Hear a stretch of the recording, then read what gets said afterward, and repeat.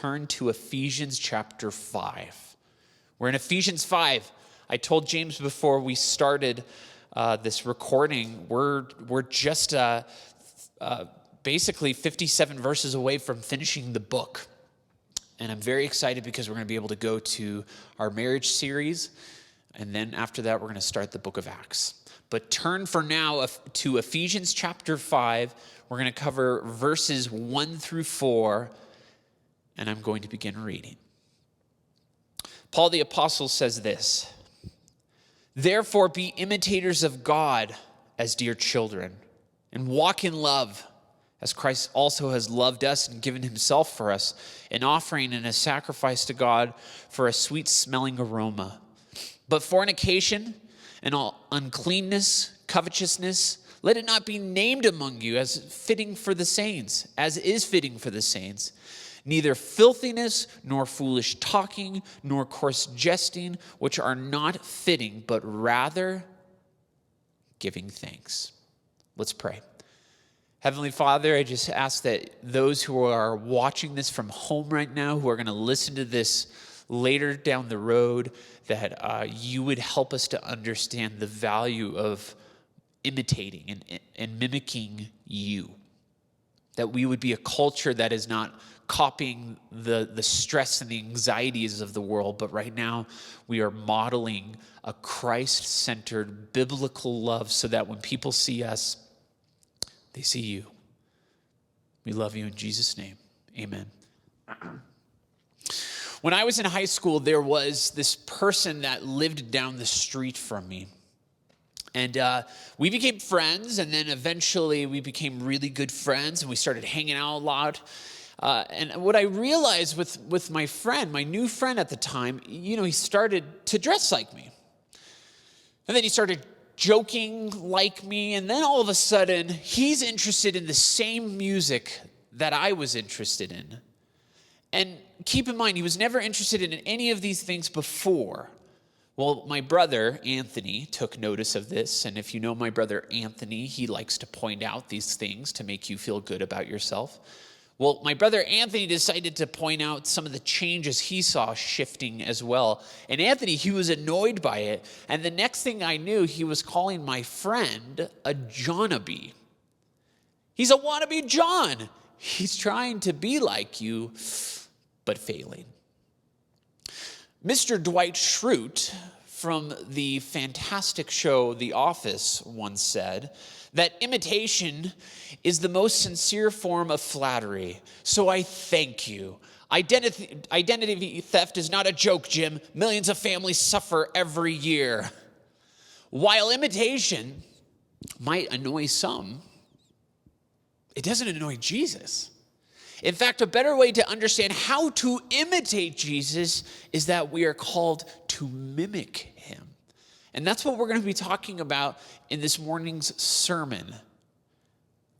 What to do when it comes to mimicking Jesus and what not to do when it comes to mimicking the world. So let's begin in verse 1 back in Ephesians chapter 5, where Paul says this at the very beginning: "Therefore, be imitators of God as dear children."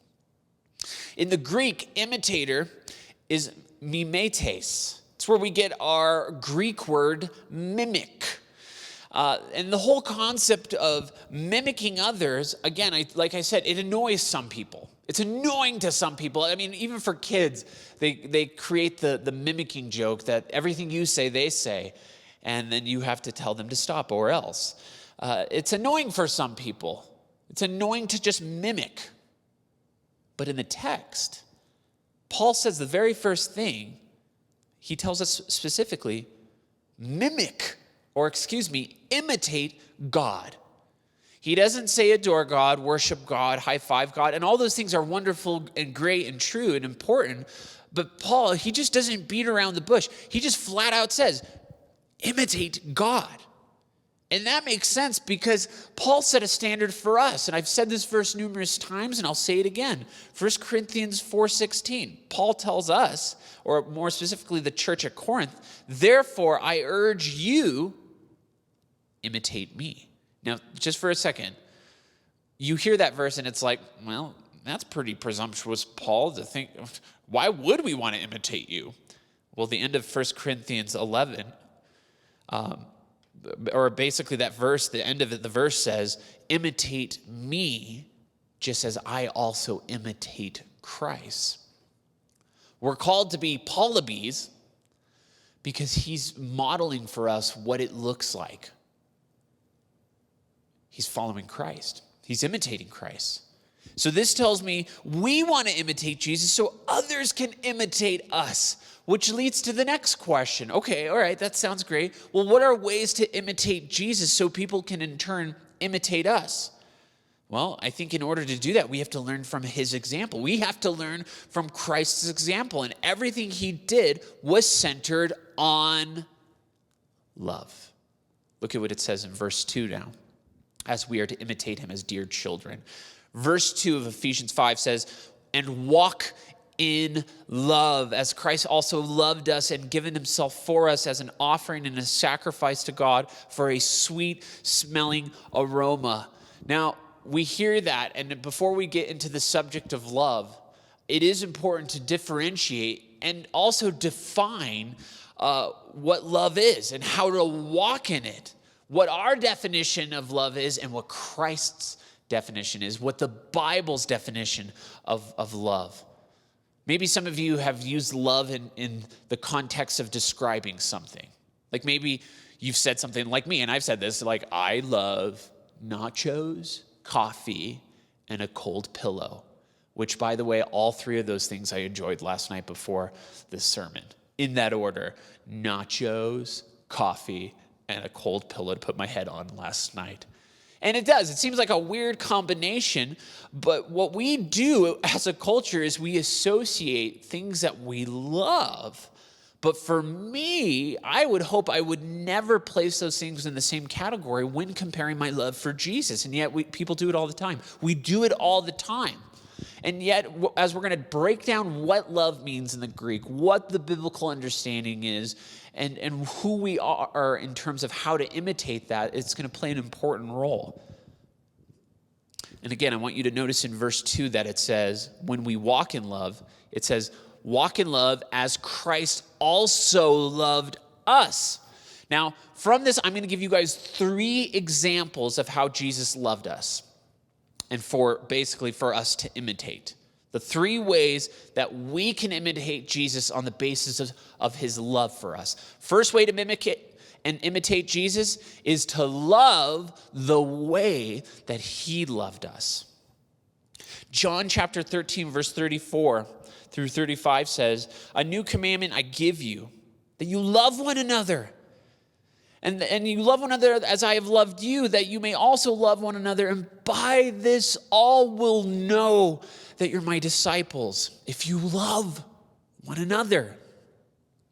Notice that Jesus says in that verse in John chapter 13, the way people are going to know that we're followers of him is on the basis and the subject of love. Jesus wants people to know that you're a follower of him. Well, how do we do it?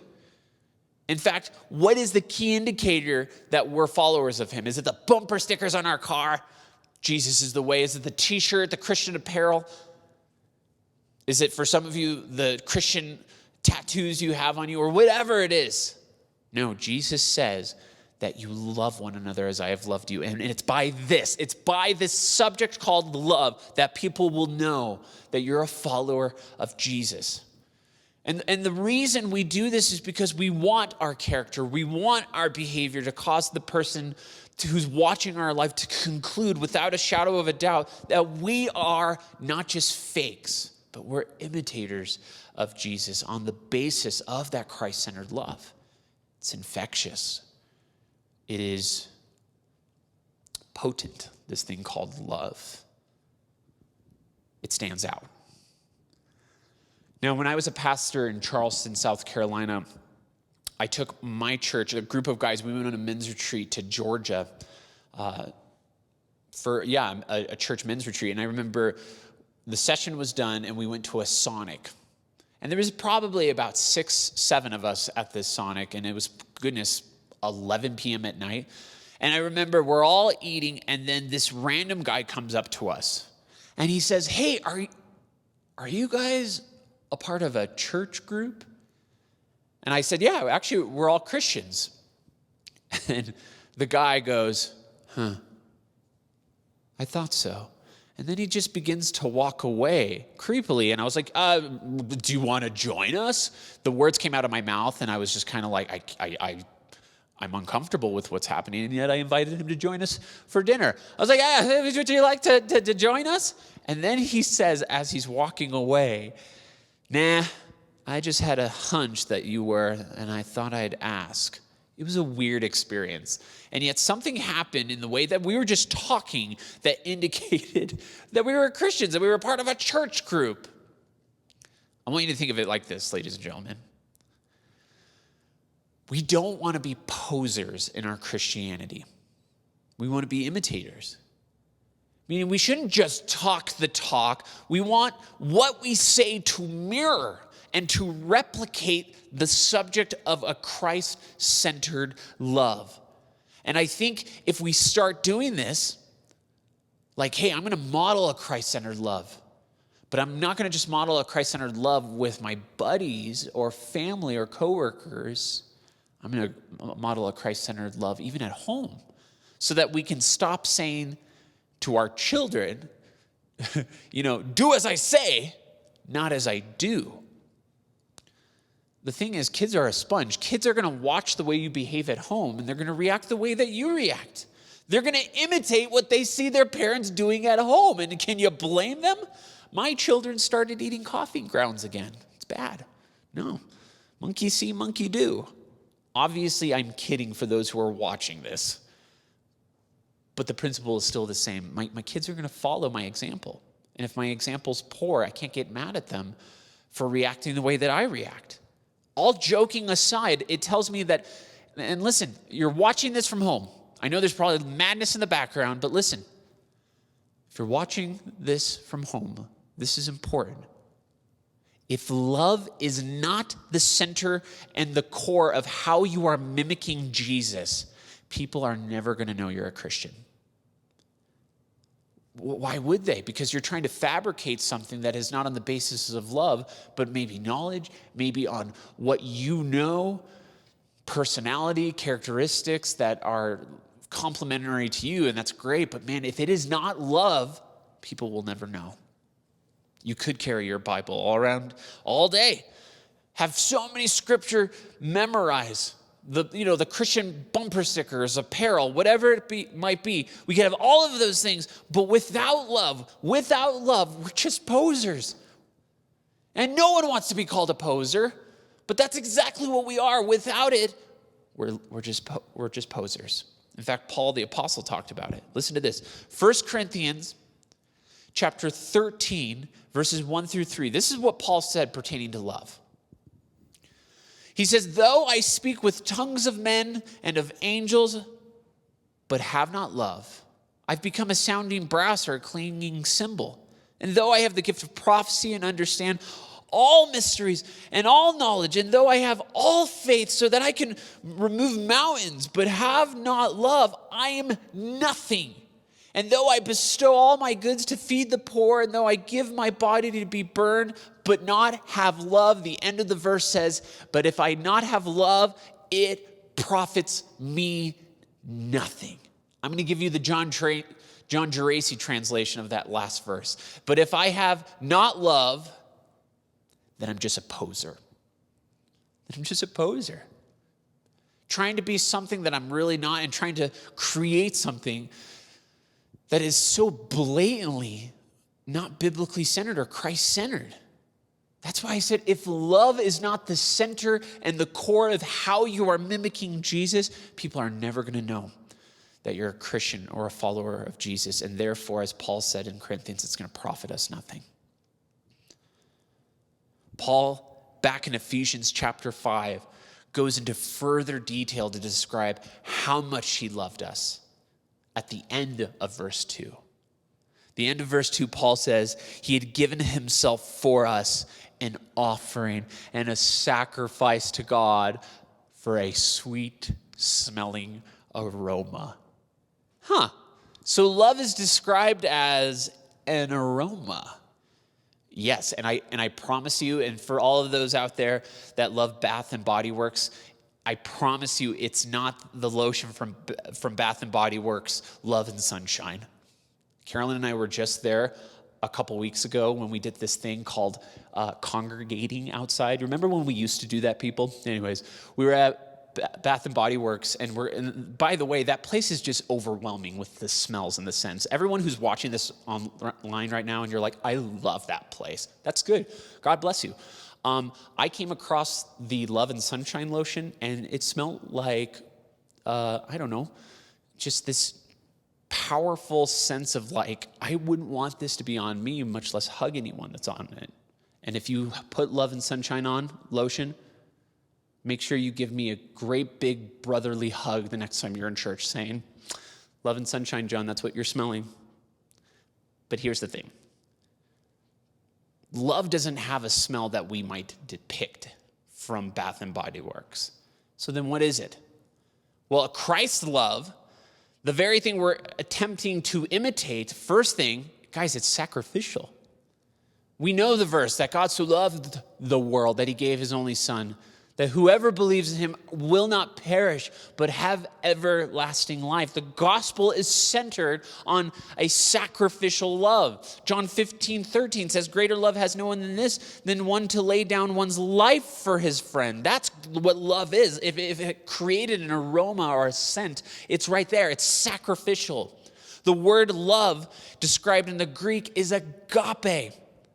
And agape love is the most powerful of all the loves because it gives because it wants to. It loves not demanding a repayment of any kind. We love people sometimes on the basis of, I'll love you, but you got to love me back. But agape love isn't that way. Agape love is the most potent, most powerful love of all the loves. So it only makes sense why in verse 2 back in Ephesians 5, it's described as a sweet smelling aroma. This love that we are to imitate was what motivated Jesus to go to the cross. That's why love, it has to be sacrificial. It cannot be self-centered. So when we imitate Jesus by loving others the way he loved us, it means we need to also forgive the way that he forgave. And we just learned this last week in our text. This mindset of this Ephesians 4:32 mindset, to be tenderhearted, loving, kind, forgiving one another as Christ also forgave us. And that's why I believe the greatest evidence of love, it's found in forgiveness. Guys, it's found in forgiving one another. Because the reality is, people are going to wrong you. They are going to fail you. In fact, people are going to be spiteful towards you. So the issue isn't whether or not you're going to be wrong. The question is this: how will you love and forgive those who have wronged you? I want you to really soak that in right now. We have this,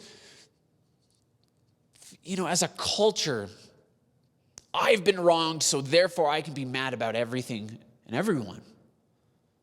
And I'm here to tell you, if that's your mindset, you're going to be disappointed all your life because people are always going to wrong you. The question is, how are you going to love and forgive those who have wronged you? We imitate Jesus, and the way we do it is by forgiving people. Well, why, John? Because he first forgave us. That's why the Bible says in Proverbs 17:17 that a friend loves at all times. It doesn't say a friend loves only when the other friend is being easy and not difficult. No, a friend loves at all times. And ladies and gentlemen, that's describing unconditional love. While conditional love says, well, I'll love you on the basis of what I see in you or how I feel towards you, or I'll love you depending on how well you treat me. How many of us do that? That's a conditional love. It's easy to love people if they love you back, but an unconditional agape love tells me that I love you despite your past, that I love you even after the things that you've said to me or the way that you've wronged me. And I'm here to tell you guys, this isn't an easy task. I'm not here just preaching to an empty room, expecting everyone to be nodding their heads right now in agreement. This is a hard thing, to love people. But if we are to be imitators of Christ, that's one of the unconditional, no strings attached. I'm going to love you and forgive you, even if you don't ask for it. Here's the good news. God loved you too much to not leave you in your sin-drenched condition. That's why he went to the cross as a sweet-smelling aroma, because he knew that the condition leaving you in this sin-drenched life, it would leave you unsatisfied and unfulfilled. And because he loves you so much, knew you would find fulfillment in him. So the ways for us to imitate Jesus is to love others the way that he loved us. That's number one. The other way to imitate Jesus is to forgive others the way he forgave us. The third way to mimic Jesus is to minister to others the way that he ministered to us, or what we see recorded in the Bible. Again, it's one thing to love someone. It's another thing to extend ministry to the person. Because you can love them from a distance. I'll love them from a distance. But it's another thing to actually minister to them. Well, that's hard, John. I don't want them a part of my life. And I get it. But my friends, that's not love. That isn't love. You can't minister without love. In fact, at one point in Jesus' ministry, and you guys know this story, Jesus sees a herd, a fleet, a group of hungry people coming towards him, thousands of people. And the Bible says that the sight of Jesus watching these hungry people coming towards him, that he was moved with compassion.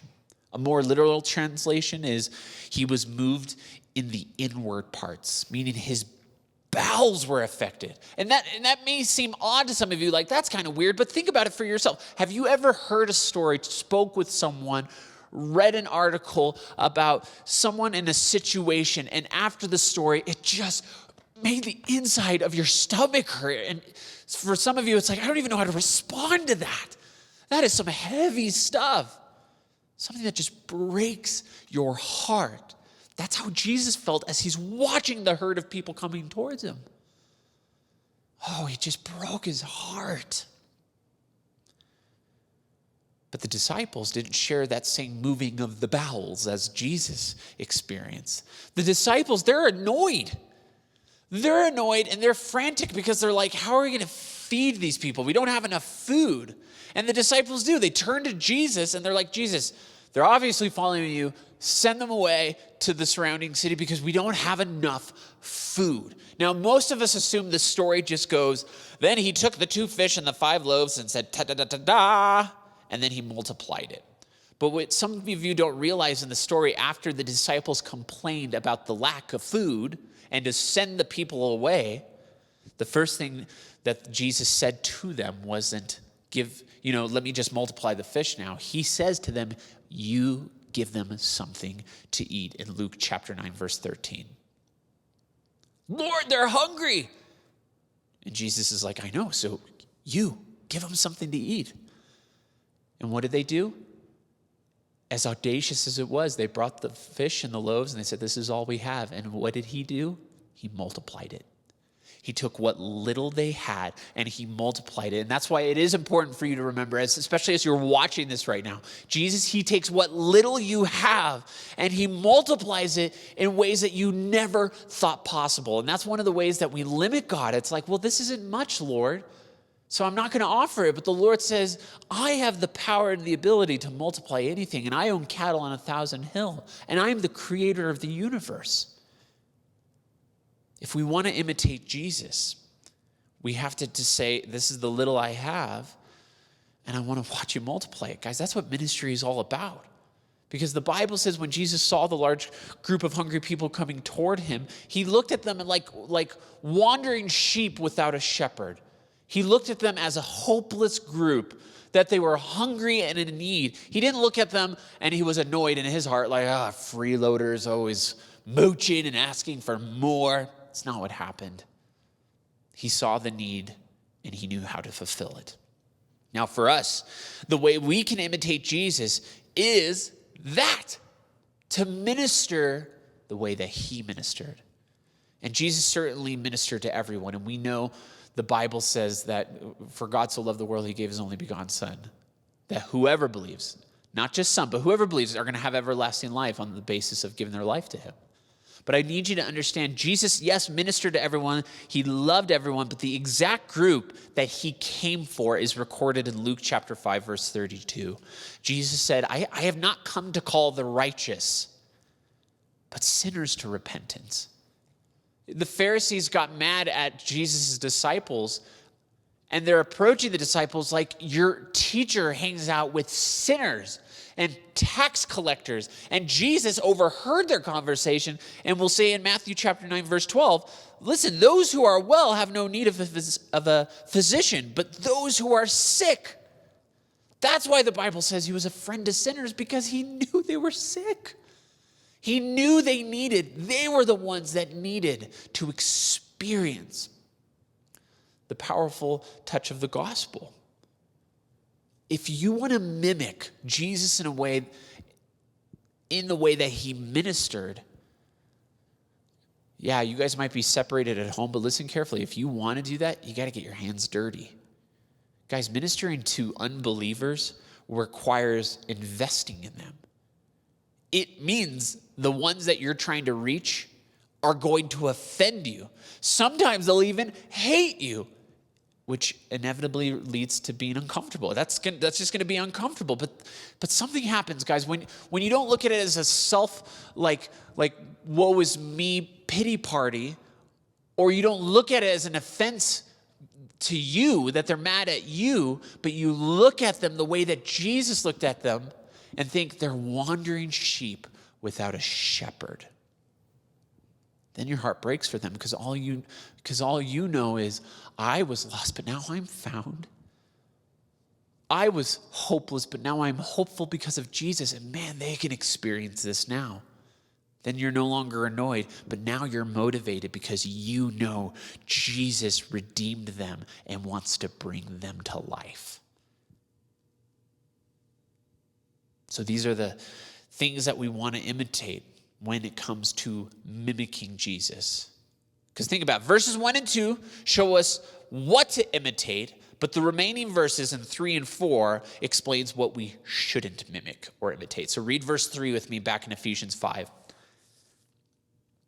Paul says, but fornication and all uncleanness or covetousness, let it not even be named among you as is fitting for saints. Now, it's always been funny to me when it comes to certain warning labels you see on products. It's funny to me because you think, why is this on here, other than they had to put this warning label on the product because someone tried to do it. And again, I don't blame a lot of these manufacturers needing to be so painfully direct and straight to the point when it comes to the warning labels. In fact, I came across some that I thought was just only fitting to share with you from home, of companies that had to basically create these warning labels because of ignorant customers. Listen to this one. One warning label wrote, "Caution, the contents of this bottle should not be fed to fish." That was on a bottle of shampoo for dogs. Another one wrote, "Warning, this product can burn eyes on a curling iron. Do not use in shower." Can you guess what that is? Everyone at home is saying it. It's on a hairdryer. Next one said, "Do not use while sleeping." That was also on the hairdryer. This is real. This one's great. "Shin pads cannot protect any part of the body they do not cover. On a pair of shin guards made for bicyclists." As if a bicyclist, why aren't these shin pads protecting my toes? It had to be written. This one is my all-time favorite, though, and I'm going to finish this warning label. "Do not use when drying pets in the manual of a microwave oven." I mean, the mental image is just going off the charts right now. We're given warning labels and instructions on what not to do for a reason. They exist for a reason. It's sad, but it's true. And it's the same with our walk with Jesus. We're given warnings in order to protect you. Because think about it. Think about it with me. The first two verses, Paul describes what it means to imitate Jesus. It's all centered on love, right? And what Paul is doing here in the last two verses, just like a company, he wants to be painfully clear about the product of love and what it really is in God's eyes. Verses 3 or 4, he's explaining what an imposter love looks like.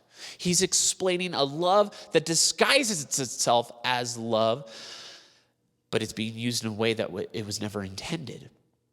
It's a false love that does more damage than good. At this point, disclaimer for any parents who are watching this at home right now, our PG sermon is going to turn into a PG-13 sermon. I'm obviously not going to be crass or say anything that's inappropriate, but for those of you who are watching at home right now, this is turning into a PG-13 sermon. The warning label that Paul is describing in verse 3 is not a true product of love. In fact, he calls it a word that some people don't hear often, fornication. The Greek word, get this, the Greek word for fornication is pornos or porneia. It's where we get our English word pornography. So fornication or porneia is a broad word describing sexual sin in general. And that is why it's important for you to know that any sexual practice, listen guys, any sexual practice outside of marriage, it's not love. It's an imposter love. And this is the problem that we face as a culture, is that we have glamorized, romanticized sex outside of marriage. It's not called sex, John. It's called making love. And you know what happens is that people are approaching it like that. They're treating sex like test driving a car before you commit to buying it. I have to be sure that that's what I want. Or I've heard couples say, and you think like this is just like something a pastor pulls out of a hat to just incorporate into a sermon, but these are things I've heard. I've heard someone say in a premarital counseling, well, we just have to be sure that we love one another. Or we're about to get married, so it's okay. What's the big deal? If we're getting married, then who cares? And that's what I'm saying, guys. Our culture has taught that people shouldn't, our culture has taught that people should live together before committing to marriage. And people, again, they'll have sex before marriage to determine if they're actually the person that they love. I just want to make sure she's the one. I just want to make sure he's the one. That's not love. That's not love. That's lust. And I'm here to tell you with excitement, guys, that sex is something not intended to be cheapened. That God created it to be fully used and fully enjoyable in the context of marriage. And maybe some of you are right now, hopefully you haven't shut this off already, but maybe some of you are watching this right now and you are living with someone. And it's not your husband and it's not your wife. And maybe you're annoyed with me by saying all of these things. But I'm here to tell you, it's not to rag on you, but to explain, there's a solution, guys. That there is, in fact, a solution. And maybe in your mind, you love that guy and you love that girl, but I'm here to tell you that you're cheapening what God wants you to have in a fulfilled relationship. So even though you might be at home saying, I'm making sure he's the one or she's the one, I'm here to tell you, you train your flesh with that kind of false idea before marriage, you're not even going to be satisfied sexually within your marriage. That's why the Bible says that sin's pleasurable, but only for a season. The Bible actually says that. Meaning you'll go through the cycle of sexual pleasure. It actually feels good, but then it leaves you unsatisfied. Not only does it leave you unsatisfied, it leaves you with this meaninglessness. Like I should be happy, but I'm not. And here in Ephesians, Paul calls fornication this meaningless pleasure, aka porneia in the Greek, as a twisted lie that is far from what love actually is. So not only is fornication not love, but Paul also adds as well in verse 3, and all uncleanness or covetousness. These are the things that we're called to not imitate. And again, I can see why a lot of people might think it's odd that the word covetousness is in the same category as porneia, sexual sin. Well, I mean, think about it. To covet something is to want something that you can't have. For some, it might be money, a certain job, possessions, and education. You can covet material things that you wish you had, but you never will have, or you can't have.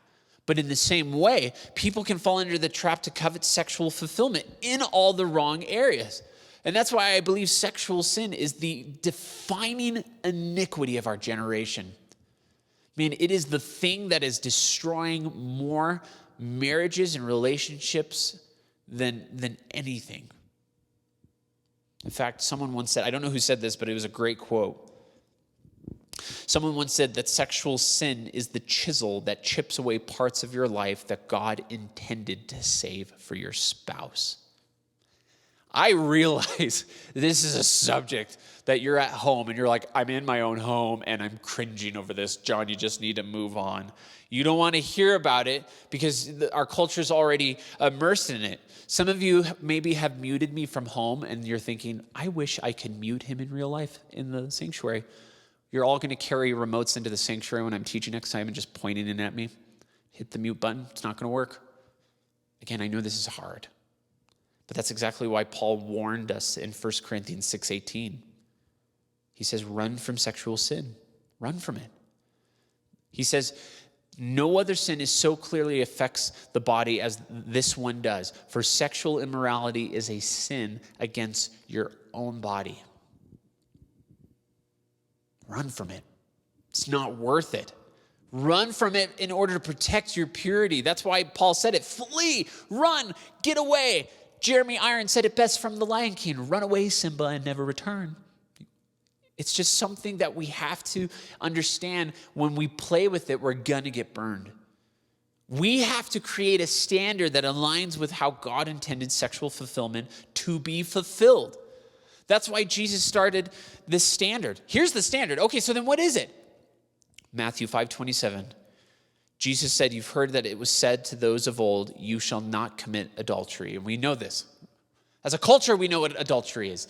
We know that cheating on your spouse is a bad thing. It makes sense. But listen to what Jesus says in the next verse. He says in Matthew 5:28, but I say to you that whoever looks at a woman to lust for her is already committed adultery with her in his heart. Just looking? You're telling me, Jonathan, that just looking at someone in a lustful way is considered adultery. This is what I'm saying, that if our standard of sin doesn't match up with God's standard of sin, there's a problem. And God's standard, according to verse 3, back here in Ephesians 5, let it not even be named among you. Another translation is, let there not be a hint among you, as is fitting for the saints. Don't even entertain it. Don't allow there even to be a hint of it. And the reason why there shouldn't be a hint of it is because you're a saint. That's what Paul meant when he wrote, as is fitting for saints. If you're a Christian, if you've given your life to Jesus, you're called a saint, because another word is holy. It means you're set apart. Hogios or hagios is what it is in the Greek. You're set apart. You're righteous. It doesn't mean you glow in the dark or anything. Don't start patting on your back like, wow, I'm righteous. I'm holy. It has nothing to do with what you have done. It has everything to do with what Christ has done on the cross. You're holy and righteous because of Christ. And that's why the Bible even says, God announcing, be holy, for I am holy. The idea is being holy is you're set apart, man.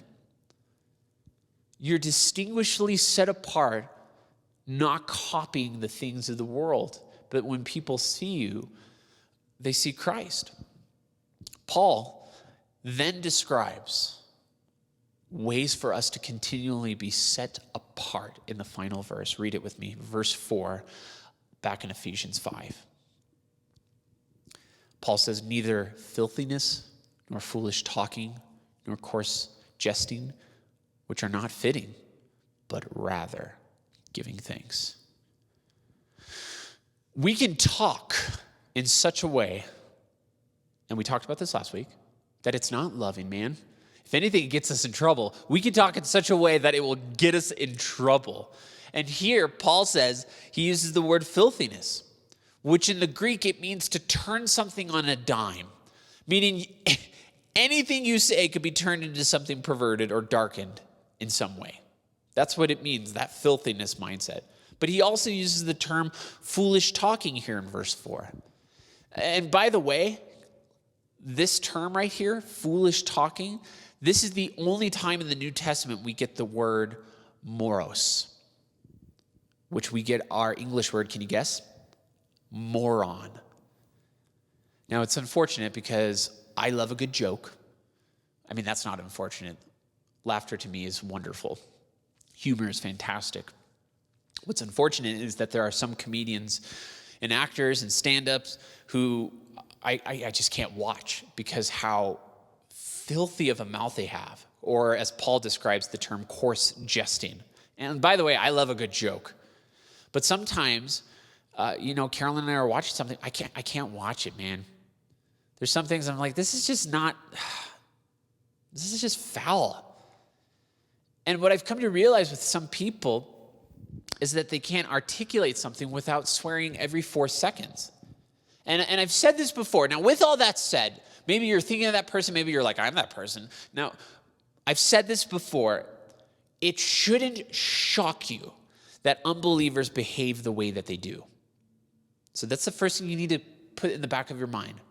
This isn't shocking. They may not know Jesus. They need Jesus. They don't need your Christian manual on how to talk. They need Jesus. So that's the first thing I want you to note.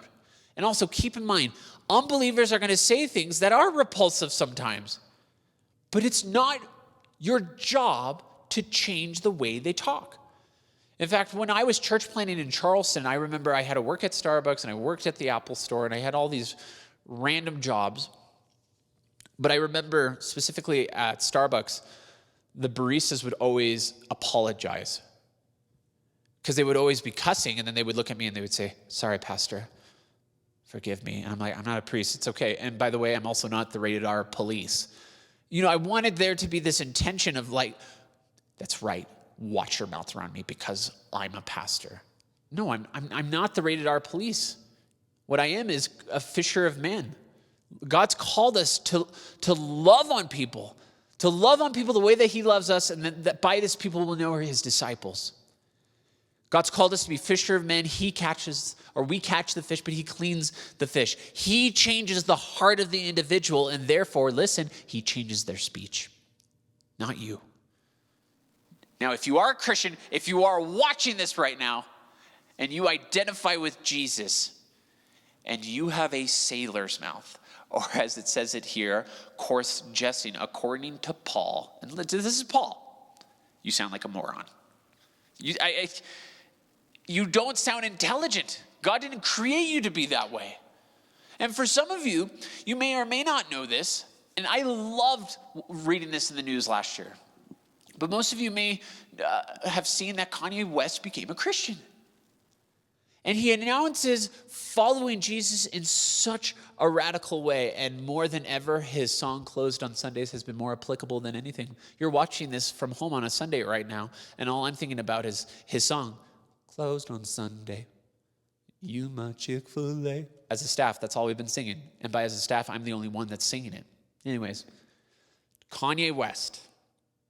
His most recent album, Jesus is King, it came out this last October in 2019.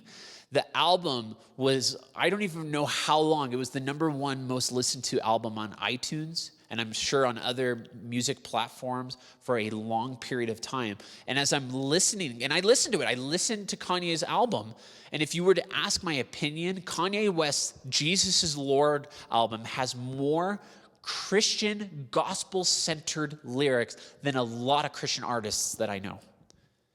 Kanye West is so direct with not just, just happy feelings, man. He gives the gospel in it.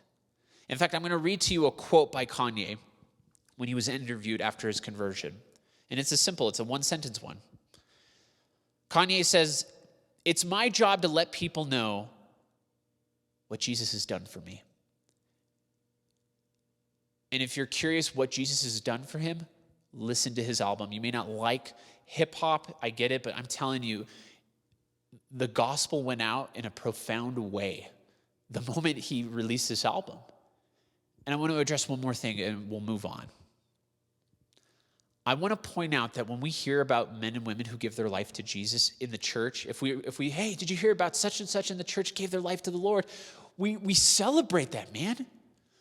We're so excited for that. We don't even discredit it. What we do is we praise God for it, and then we say, man, we need to get these guys plugged in. And yet some have felt this need to look at Kanye West's conversion and immediately be experts to determine, yeah, it's not true. It's not real. I'm going to question it. And I get the Bible says, guys, show fruit worthy of repentance. And I get that there are celebrities in the past who have claimed to follow Jesus, and it was either misunderstood, a lie, or they fell off the wagon and abandoned the faith. And I'm not saying that Kanye is lying, but if his transformation is real, man, I pray that not only does he grow in his faith and his love for Jesus, but that he begins to surround himself with men and women who are like-minded that can help him grow in his faith so that he too, Kanye West, can imitate God the way that Paul is telling us to here in the text. If we're really called to be disciples who make disciples, I believe that we need to surround ourselves with people that are going to have a heavy influence on us to promote godliness. Because that's the reality. The people you hang around with and surround yourself with are going to have a good or a bad influence. It's the same for us. And we have to be careful because often people behave the way that they do because of that certain influence they have in their life. Those people that they surround themselves with. Thus, can you get mad at them? Monkey see, monkey do. Can you get mad at them if they're copying you especially?